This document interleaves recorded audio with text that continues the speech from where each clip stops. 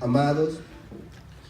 Mire que estaba yo mirando un poco hace unos días quizás acerca de un verso que me llamó la atención. Vamos a ir hacia él un poquito más adelante. Pero este verso hablaba, por ahí en el libro de Santiago, hablaba acerca de acercarnos más a Dios. Mire que un deseo o el deseo del corazón de Dios es que su pueblo viva cerca de Él. Lo podemos ver en todo lo que Él ha hecho, desde el Génesis hasta el Apocalipsis. Dios quiere que su pueblo viva cerca de Él. Ejemplos, bueno, una vez Él recrea la tierra en el capítulo 1 del Génesis. Dice mi Biblia que en el capítulo 2 Él puso un huerto, y en ese huerto puso al hombre que había formado. En ese huerto puso al hombre, y después del hombre dice la Biblia que lo hizo caer en un sueño profundo, toma a la mujer, y ahora el hombre y la mujer están en un huerto llamado Edén, donde Dios bajaba, donde Dios se paseaba, donde Dios caminaba, donde Dios hablaba y tenía comunión con el hombre. El deseo de Dios es definitivamente que su pueblo esté cerca de Él. Después, en la historia de la Biblia, vemos cómo el Señor toma a Abraham, de él hace un pueblo, 430 años en Egipto. Dios, dice la palabra, que vuelve a tomar al pueblo y lo quiere llevar a una tierra que Él había preparado para ellos. Una tierra llamada Canaán. Una vez más vemos al Señor de la Biblia, al Dios de la Biblia, trabajando con su pueblo para que Él esté en el lugar donde puedan tener comunión. Lo vemos en el propósito de nuestro Señor Jesucristo al venir a la tierra. Señor Jesucristo viene y su deseo, dice Mateo capítulo 1, el deseo o el propósito era que el pecado del pueblo fuese quitado. ¿Para qué? Bueno, Isaías habla en el capítulo 59 y dice que no podía haber comunión entre Dios y el hombre a causa del pecado. Era como una barrera gigantesca. El Dios santo de la Biblia no podía, a causa del pecado, tener comunión con su pueblo. Pero dice mi Biblia en el capítulo 1 de Mateo que Jesús vino para quitar ese pecado, y ahora se pudiera cumplir la palabra que profetizó Isaías diciendo que Dios estaría en medio de su pueblo. ¿Se recuerda? Y le pondrán por nombre al niño como Emmanuel. ¿Por qué? Porque quiere decir Dios está con nosotros, o Dios está en medio de su pueblo. Ahora, el propósito de Dios es que su pueblo esté cerca de Él. Me llama la atención cómo en el transcurso del desierto el pueblo tenía que acampar cerca del tabernáculo. Los sacerdotes tenían que vivir dentro de esa área, hermano. Nadie podía vivir lejos del tabernáculo. Era como esos papás, ¿no? Esas mamás que de repente invierten en una casa grande y dice alguien: ¿y por qué quieres una casa tan grande? Oh, porque yo quiero que aquí viva mi hijo, mi hija, mis nietos anden corriendo. Hermano, yo no sé usted, pero a mí me encantaría un día poder tener una casa grande para que mis nietos, que no llevo prisa por tenerlos, pudieran estar conmigo. Me encantaría ver correr a los hijos de mis 3 hijos en la yarda de mi hogar. Dios es un Dios de esa manera. Dios no le agrada pues que su pueblo viva apartado. Pero dice mi Biblia, hermano, en el capítulo 15 de Mateo, donde acabamos de leer, que Jesús toma la profecía que escribió Isaías en el capítulo 29 y le dice a los fariseos: ciertamente escribió Isaías acerca de vosotros. Ciertamente Isaías profetizó y dijo: este pueblo de labios solamente me honra, pero su corazón está muy lejos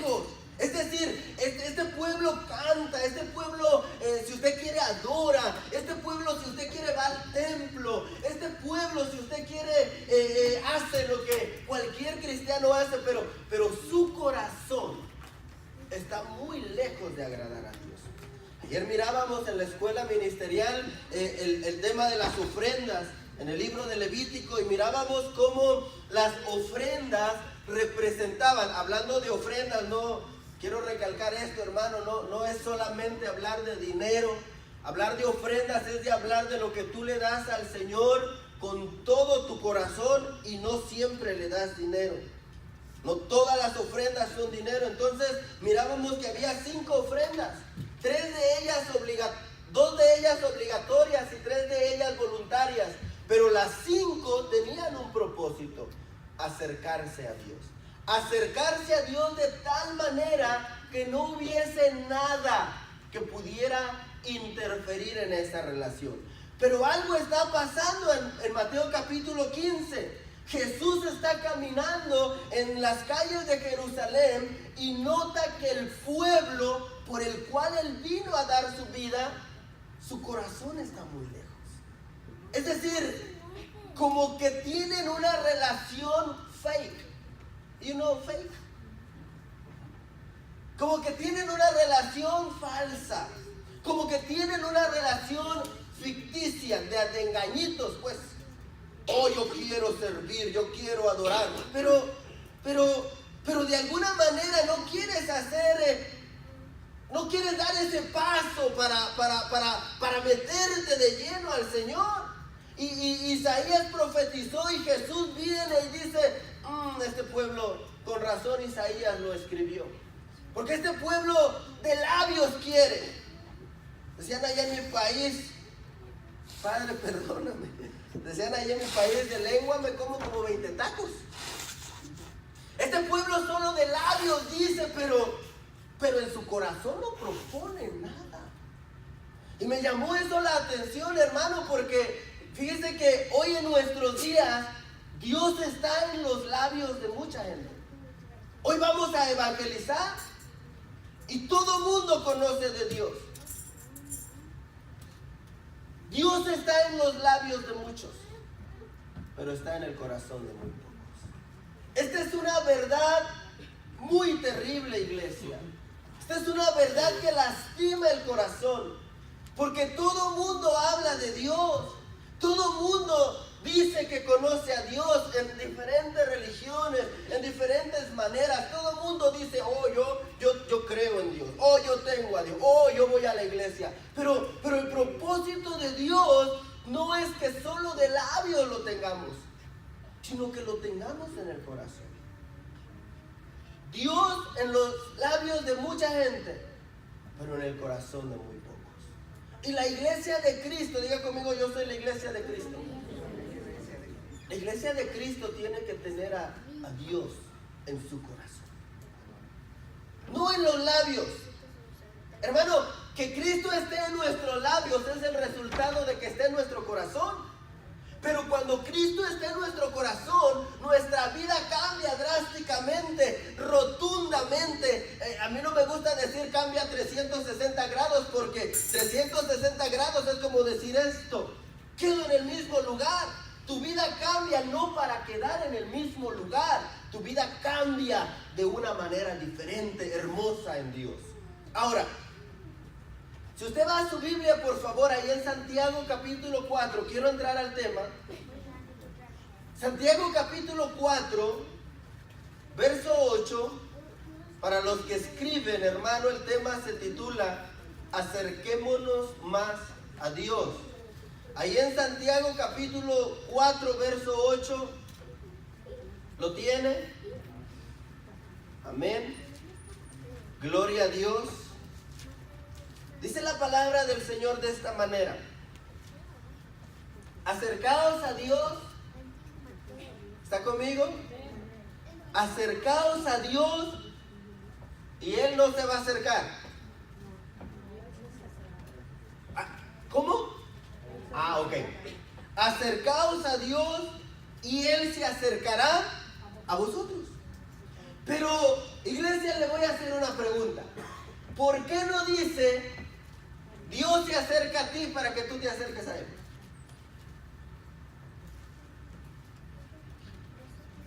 ¿Por qué el deseo de Dios, dice el apóstol Pedro, es que nadie perezca, que todos vengamos, procedamos al arrepentimiento. Pero ¿por qué Santiago escribe y dice, iglesia de Waynesville, acércate a Dios? Y Dios se va a acercar a ti. Esto me habla, hermano, solamente voy a tomar esa parte. Esto me habla, ¿sabe qué? Que en nuestro corazón debe de haber el deseo y la acción de acercarnos a Dios. Muchas veces tenemos el deseo, pero no hacemos nada, no hay acción, pues. O yo deseo, es como el que desea comer, pero no le gusta cocinar. Ay, santo, no hable de comida, pastor, porque me vine en ayuno. Es como el que desea, el que desea casarse, pues, pero no busca novia. O es como el que desea prosperar en Dios, pero no busca el Espíritu de Dios. Es decir, dice el apóstol Santiago, acercaos a Dios, ¿para qué? Para que Él se acerque a vosotros. Ahora, cuando yo estaba mirando esto, hermano, le daba título al tema del cual le quiero hablar, y estaba estudiando ahí en Segunda de Crónicas. Vaya por favor a Segunda de Crónicas. Solo quería utilizar Santiago capítulo 4 como texto base, pero ahí en Segunda de Crónicas capítulo 15 está la historia del rey Asa. En el capítulo 14 usted puede mirar cuando el rey Asa, hermano, recibe el trono, su padre muere, y si no estoy mal, todo el capítulo 14 se distingue por algo. Asa empezó a hacer lo correcto delante de Dios. Dios le dio la victoria en contra de los filisteos. Dios estaba con el pueblo. Dios respaldaba al pueblo. Pero cuando entro al capítulo 15 de Segunda de Crónicas, empiezo a darme cuenta de algo. Viene el profeta Azarías. Mira esto. Y salió al encuentro de Asa. Está hablando, si usted baja sus ojitos al primer verso, el Espíritu de Dios vino sobre Azarías, hijo de Oded.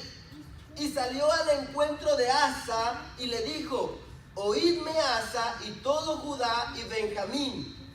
El Señor estará con vosotros. ¿Cuándo? O sea, si yo no quiero compromiso con Dios, ¿Dios quiere compromiso conmigo? Hermano, esto es terrible. Esto es terrible porque a veces nosotros tenemos la idea de que, oh no, Dios es tan bueno que aunque yo no lo quiera, porque de tal manera amó Dios al mundo, y porque antes de que fuésemos amigos, Él ya nos amaba. Y tenemos la idea de que hagamos lo que hagamos, hermano. Tenemos la idea de que hagamos lo que hagamos, Dios siempre va a querer estar con nosotros. Pero a veces la Biblia, hermano, nos lleva a situaciones que rompen con nuestra manera de creer o de pensar.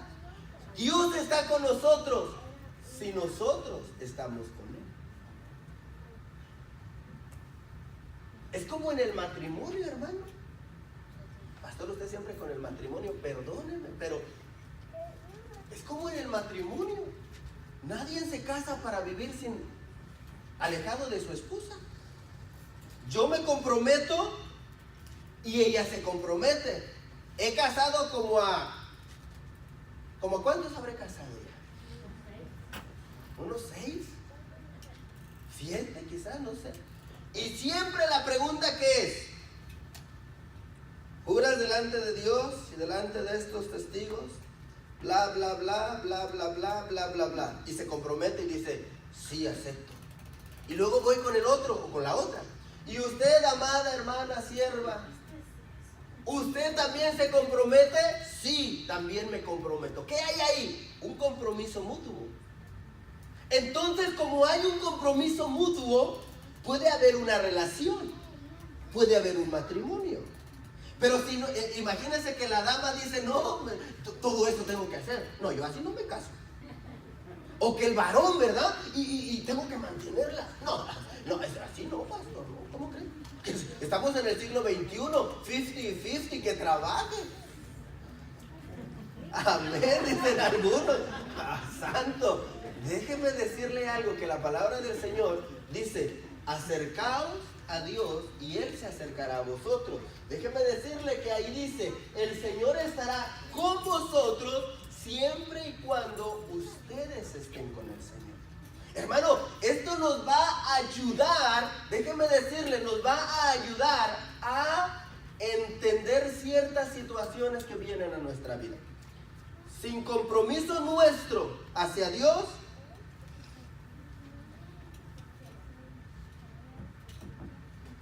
no me diga eso, pastor.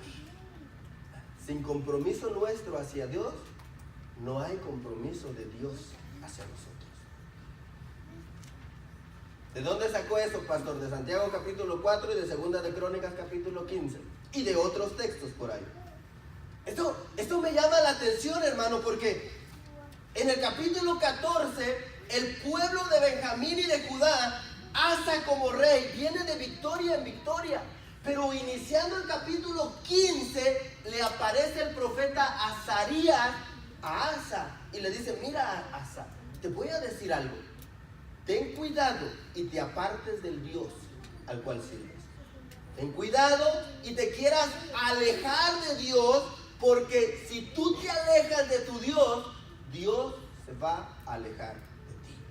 Me llama la atención, hermano, ahí en el verso 3, si usted quiere bajar sus ojitos al verso 3, porque dice ahí, y muchos días Israel estuvo sin el Dios verdadero, sin sacerdote que enseñara y sin ley.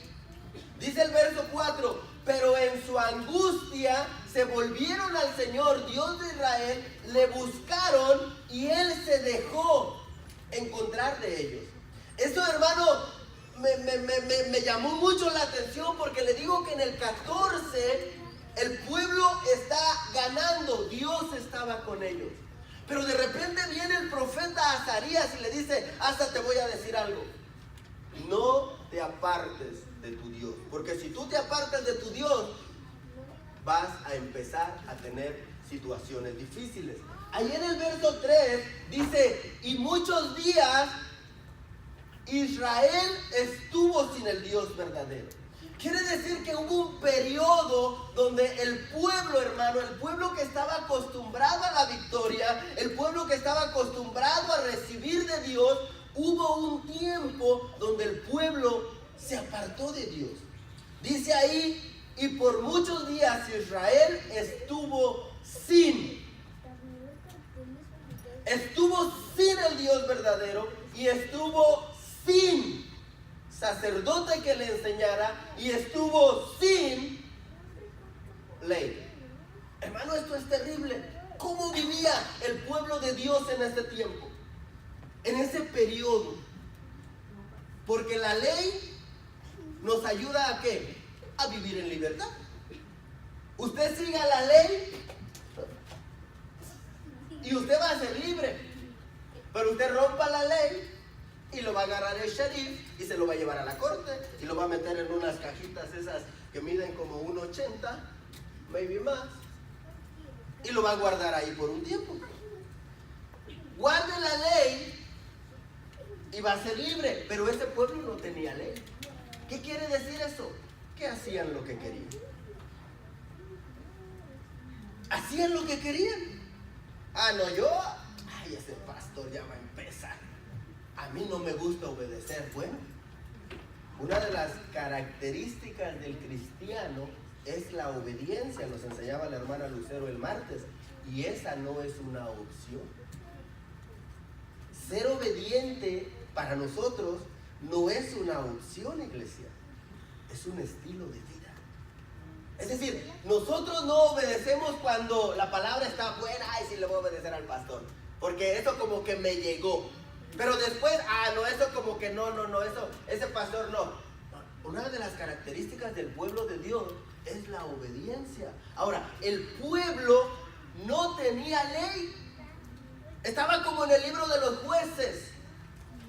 Dice el libro de los jueces que todo el país, todo el pueblo vivía y hacía lo que ellos creían que era correcto. Hermano, pero déjeme decirle, una cosa es creer lo que es correcto y otra cosa es que lo que usted cree que es correcto sea lo correcto. Qué barullo de palabras dijo, pastor. Una cosa es creer que usted tiene la razón y otra cosa es que realmente usted tenga la razón. El pueblo en el tiempo de los jueces, en el capítulo antepenúltimo o último, dice la palabra que el pueblo vivía como ellos querían, porque ellos creían que era la manera correcta de vivir.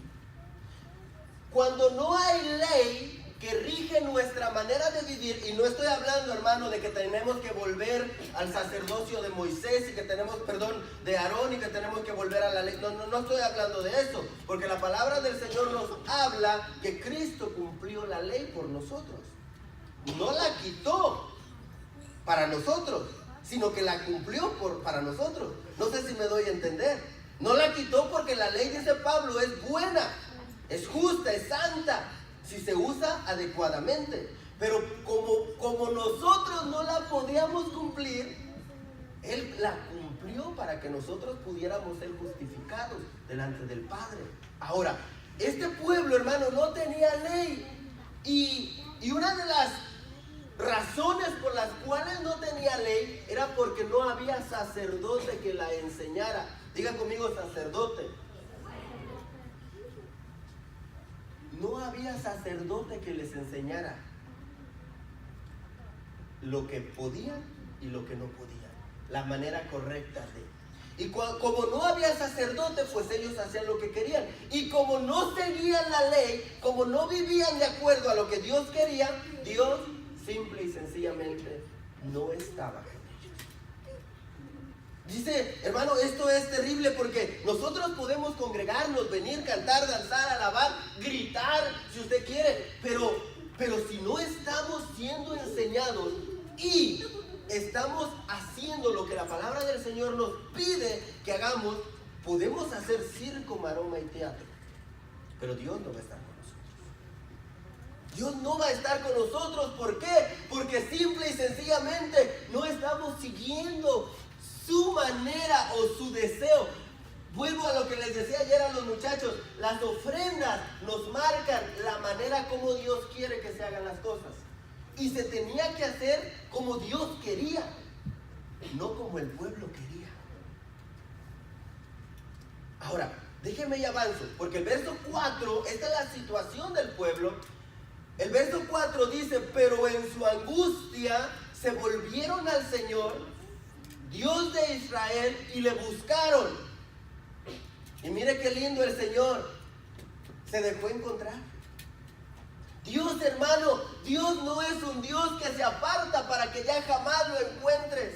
Dios no es un Dios, hermano, que se aparta de nosotros deseando jamás volvernos a encontrar. No, Dios se aparta, pero siempre está al alcance de un corazón arrepentido. Dios se aparta, pero siempre está al alcance de un corazón contrito y humillado que quiera decir, Padre, aquí estoy, perdóname.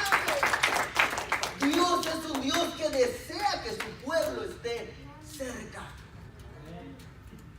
Dígale al que está a la par, Dios quiere que estés cerca. Aunque a veces tú no quieras, dígale. Pero Dios quiere que tú estés cerca. Dios desea, hermano. El pueblo de Judá, el pueblo de Benjamín, venían de victoria en victoria en el capítulo 14. Pero algo sucedió que le tuvo que salir el profeta Asa al encuentro y le dijo, Azarías, mira, Asa, si tú te apartas, como te has apartado todo este tiempo, estoy parafraseando el verso 2 y el verso 3. Si tú te apartas como te has apartado todo este tiempo, Dios no va a estar contigo. Y como Dios no estaba con ellos, mire cómo vivía el pueblo. Verso 5. Y en aquellos tiempos no había paz para el que salía ni para el que entraba. Mire, hermano, una de las cosas que la palabra del Señor nos llama o nos permite recibir de parte de Dios es que a través del Espíritu Santo de Dios nosotros recibimos una paz.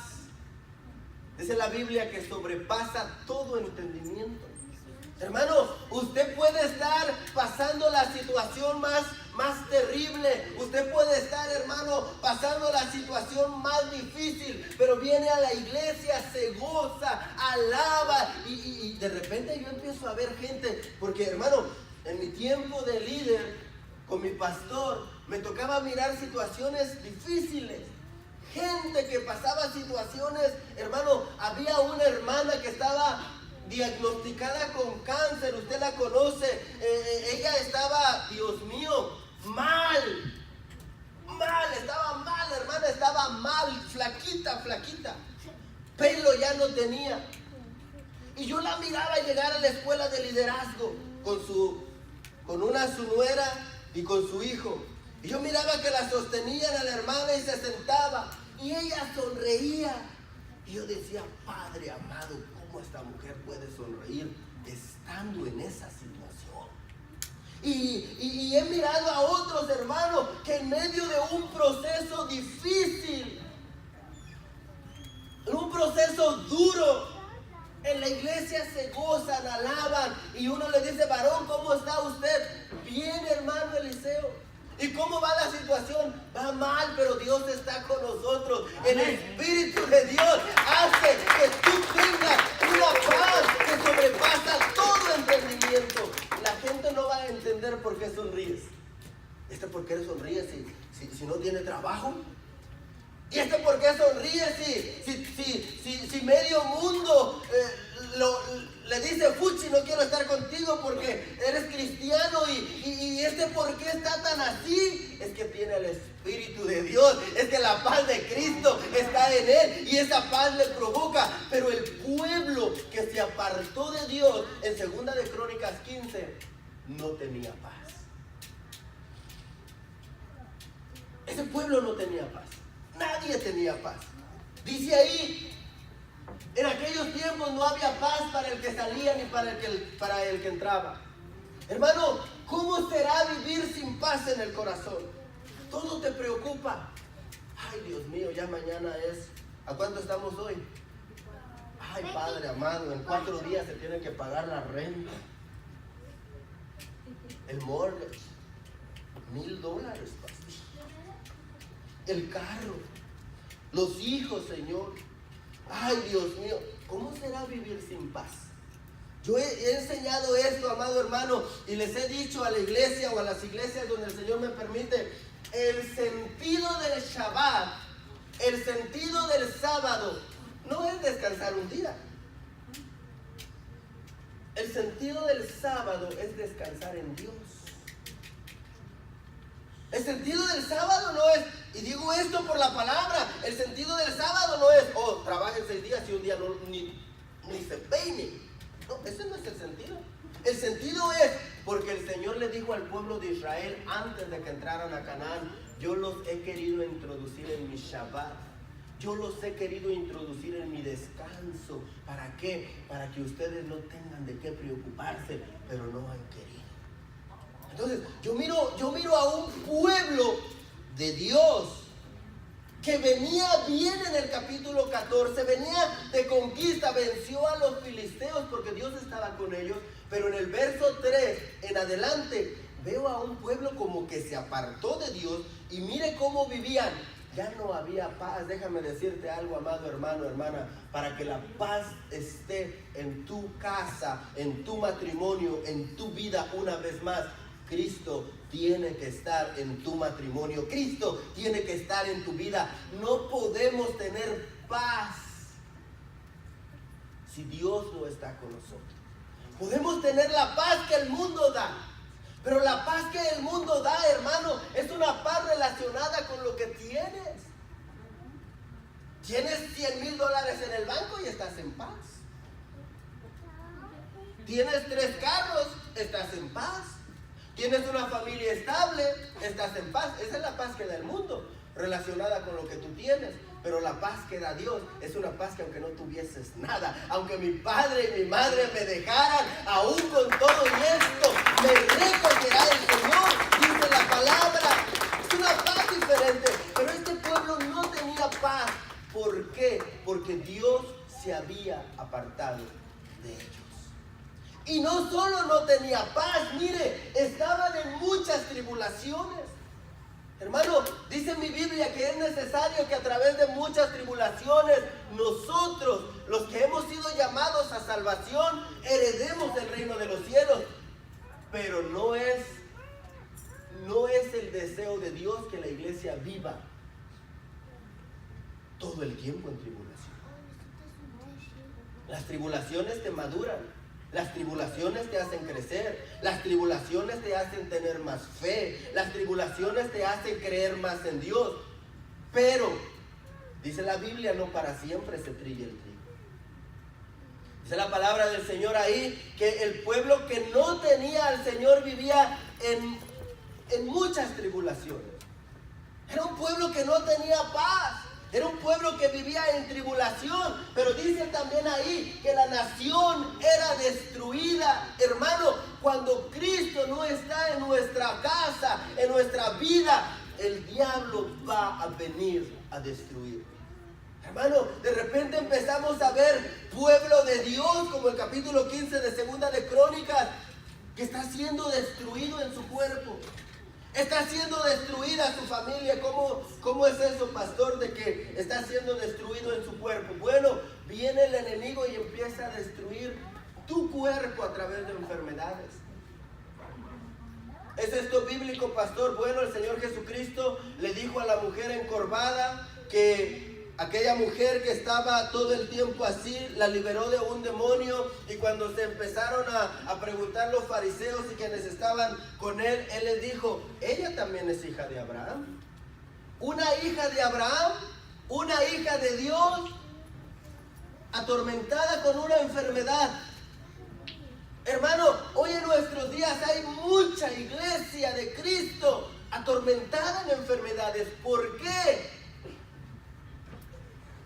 Aunque no aplique para todos los casos, pero muchas veces es porque se apartaron de Dios. Se apartaron del Señor. Y cuando nosotros nos apartamos del Señor, el enemigo empieza a tomar, dice el libro a los Colosenses, o la carta a los Colosenses, empieza a tomar autoridad sobre nosotros. Ahora, la nación era destruida por el pueblo haberse apartado de Dios. Esas eran las consecuencias. No había paz, había tribulaciones y el pueblo empezaba a ser destruido. Yo hermano, a veces me toca impartir o predicar, o quizás no es predicar porque son conversaciones no formales, con amigos, con personas, y le digo sonriendo a veces, porque hay personas, usted sabe, hay personas que creen en la brujería. ¿Cuántos creen en la brujería? Para orar por ustedes. Hermano, la Biblia dice que no debía de haber en medio del pueblo de Dios quien practicara la brujería. Pero hay brujos. ¿Hay o no hay? Los hay. Dice la Biblia que cuando Moisés fue donde Faraón y le mostró la sobrenaturalidad de la vara, que la tiró y se convirtió en serpiente, dijo, estos mis muchachos también lo pueden hacer. Tráigame a fulano y a mengano. Y les tiraron también su serpiente ahí. Y luego yo empiezo a conversar con así personas y me dicen, ¿y a ti no te da miedo? ¿A ti no te da miedo que de repente alguien te haga algo? No. Porque a veces me dan de comer, hermano. Perdón, a veces llega alguien y uno pues como es muy, ¿cómo se dice? La bendición no la podemos, ¿verdad? Tenemos que recibirla. Y bueno, y de repente me dicen, ¿y qué tal que si te quieren hacer algo? Dios no los va a dejar. Dios no los va a dejar, porque dice la palabra del Señor que Él guarda a su pueblo, que Él está cuidando a su pueblo y que no habrá agorero que pueda dañar al pueblo que Dios bendijo. Yo lo creo con todo mi corazón, pero hay gente que cree que puede ser dañada por eso y empiezan a ser destruidas de esa manera. Ahora, el pueblo viene, se aparta del Señor. Las consecuencias son que no hay paz, hay tribulaciones y la ciudad es destruida. Pero mire esto, ya voy a acabar. Mire esto, en el verso 8 hay 3 cosas que le quiero compartir a usted. Porque dice, y cuando Asa oyó estas palabras y la profecía del profeta Azarías, hijo de Oded, se animó. Quitó los ídolos abominables de toda la tierra de Judá y de Benjamín y de las ciudades que había conquistado en la región montañosa de Efraín. Entonces restauró el altar del Señor que estaba delante del pórtico del Señor. Mire esto, el pueblo no tiene a Dios. Le dan una palabra profética. ¿Te apartas? El Señor se aparta. ¿Por qué se la dieron? Porque ya estaban viviendo apartados. ¿Por qué se la dieron? Porque no había paz, había destrucción y el pueblo estaba en tribulaciones. Pero dice la Biblia que Asa, el rey, cuando oyó las palabras y la profecía, dice que se animó. Ahora, esa palabra oyó, yo se la subrayé porque esa palabra en el hebreo se traduce de shama. Es decir, esa palabra oyó en hebreo se dice shama. Shama. S-H-A-M-A o shama, porque lleva acento en la A. Ahora, esa palabra quiere decir oír, pero para obedecer.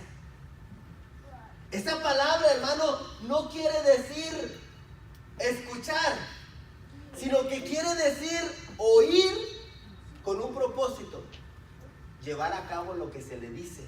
Ahora, Asa oyó con el propósito de hacer lo que se le estaba diciendo. Y dice en mi Biblia, hermano, que cuando él oyó y quiso obedecer, dice ahí que se animó y empezó a quitar ídolos. Hermano, se animó tanto que hasta a la reina la destituyó. La reina era su mamá, pero la reina ya se había hecho su santito. La reina ya se había hecho su imagen. Y dice que cuando él oye la palabra de Azarías el profeta, y mira Asa, acérquense a Dios, porque si ustedes se alejan, Dios los va a destruir, Dios ya no va a estar con ustedes, Dios ya no los va a proteger. Y dice que cuando él escuchó esa profecía, él se animó. Y esa palabra ánimo o animó viene del hebreo shazak, que quiere decir se puso valiente, cobró ánimo, se puso valiente, decidió hacer. Ahora, mire esto, él escucha la palabra. Hermano, muchos de nosotros escuchamos la palabra profética de Dios, pero no con el deseo de hacer. Muchos de nosotros escuchamos la palabra del Señor y el pastor, el papá, el hermano, mi papá, mi mamá, quien quiera que te esté predicando, y te vas con una palabra muy bonita, un mensaje muy bonito, pero sin el deseo de hacer. Asa oyó las palabras y quiso inmediatamente hacer algo. Cuando él inmediatamente quiere hacer algo, se llenó de fuerza. Hermano, quitar los ídolos de toda una nación no era algo fácil, aunque era el rey. Muchos se le iban a poner picudos. Muchos se le iban a poner,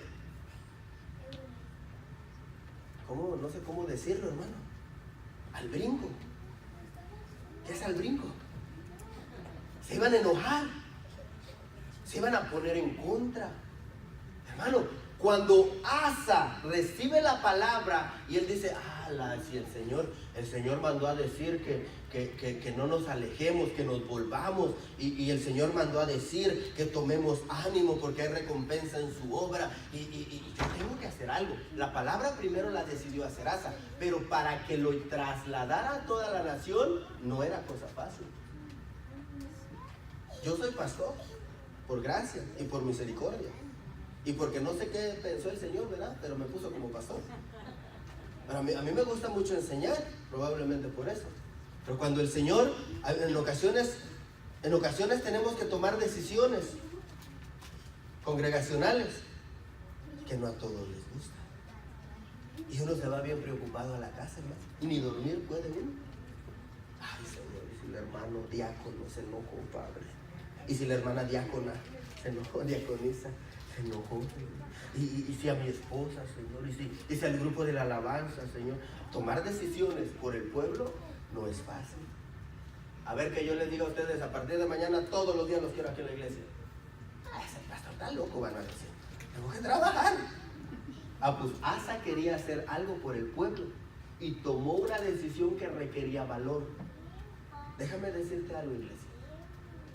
Para tú volverte al Señor, para tú volver a acercarte al Señor y poder recuperar la paz que hoy te está faltando, tienes que tomar una decisión fuerte. Una decisión que probablemente no sea bien aceptada por muchos que están en tu alrededor. Una decisión que va a requerir que te llenes de valor. Una decisión que va a requerir que digas, a mí no me importa lo que diga fulano, mengano. Yo decidí seguir a Cristo y me voy a mantener en esta línea, aunque se burlen, aunque no me dejen, aunque me critiquen, aunque me cierren las puertas. Yo me voy a mantener. Eso requiere valor. Y Asa oyó, y cuando oyó la palabra dijo, yo quiero obedecer. Cuando Asa oyó la palabra dijo, I want to do it. Y le hizo así a su corazón. I want to do it and I don't care what you think. Yo lo quiero hacer. Y cuando él toma esa decisión, mire esto, porque esto es importante. Cuando tú tomas la decisión de volverte a Dios, Dios te va a llenar de lo que tú necesitas para hacerle frente al mundo. Cuando tú decides acercarte a Cristo, cuando tú decides vivir no como oyente, no como el que vive de lejos, no como el que está en el camino. Cuando tú decides meterte al camino, porque una cosa es estar al lado del camino y otra cosa es meterte al camino. Los que están a un lado del camino miran al Señor que pasa, lo escuchan, pero están ciegos, otros están sordos, otros están cojos, no pueden caminar, no se pueden meter. Pero una vez que se meten al camino, el Señor les abre los ojos, les abre el oído, les abre la boca, empiezan a caminar y siguen al Señor. Una cosa es estar en el camino. Y cuando Asa dice, yo quiero estar en el camino, él cobró fuerza. Cuando la iglesia decide volverse al Señor, el Espíritu Santo te va a dar la fuerza. ¿Para qué, pastor? Para que todos aquellos que se levanten en contra, todos aquellos que se levanten, hermano, porque ¿cuántos no se levantan en contra de usted cuando usted decide seguir al Señor? Pero cuando nosotros tomamos la decisión, yo siempre digo esto, ser cristiano no es que alguien pase adelante, el ministro ponga las manos y oren por él y gloria a Dios, ya recibió a Cristo. No, ser cristiano es un deseo, es una convicción. Ser cristiano es yo quiero y voy a hacer todo lo que esté de mi parte por hacerlo. Muchos reciben a Cristo, pero muy pocos son transformados por Cristo. Ahora, el pueblo, a través de Asa, empezó a tomar acciones. Se empezaron a quitar los ídolos, se empezaron a destruir las imágenes de Acera, se empezó a destruir toda la idolatría que había en el pueblo. Y algo importante que hay ahí es que se restauró el altar del Señor. ¿Por qué se restauró? Porque ya estaba dañado, probablemente ya ni estaba. ¿Por qué se restauró? Porque el pueblo ya estaba más al pendiente de, hermano, esto es terrible, fíjese, el altar se daña cuando no hay ofrenda continua en él. El altar se daña cuando el pueblo ya no ofrece lo que le ofrece al Señor. El altar es el lugar donde el pueblo va, pone la ofrenda, ya sea quemada, ya sea de cereal, ya sea de lo que sea, pone la ofrenda. Pero cuando no hay ofrenda, el altar se daña. Cuando tú no le traes al Señor, dice el apóstol Pablo, que ahora nosotros somos la ofrenda. Cuando tú y yo no nos subimos al altar y quemamos nuestra carne, la grosura que le gusta al Señor, hermano, el altar se empieza a dañar. Si no hay altar, no hay sacrificio. Si no hay altar, no hay ofrenda. Si no hay altar, no hay incienso. Y si no hay altar, no hay adoración. Por eso el pueblo de Israel dice, ok, Asa oyó y quiso obedecer. Es necesario que me vuelva a Dios. Es necesario que todo el pueblo, toda mi casa regrese a Dios. ¿Qué tengo que hacer? Quitar todo lo que no le agrada a Dios. ¿Y qué tengo que hacer después? Tengo que restaurar el altar. Porque, hermano, tengo que tener tiempo de oración. No le voy a preguntar, pero tenemos que tener tiempo de oración. Vivimos en un país, en un ritmo de vida. Yo batallo con esto y le digo al Señor, Señor, pero a veces no da tiempo, Padre. A veces son las 11 de la noche, vas llegando a la casa, el trabajo, esto, lo otro. Pero tiene que haber tiempo de oración. Tiene que haber tiempo de oración familiar. Tiene que haber tiempo de oración personal. Tiene que haber tiempo de ofrenda familiar, personal, congregacional. Tiene que haber un altar. Tenemos que restaurar el altar. Asa escuchó las palabras, quiso obedecer, empezó a hacer todo lo que era necesario. Y dice mi Biblia que por último, él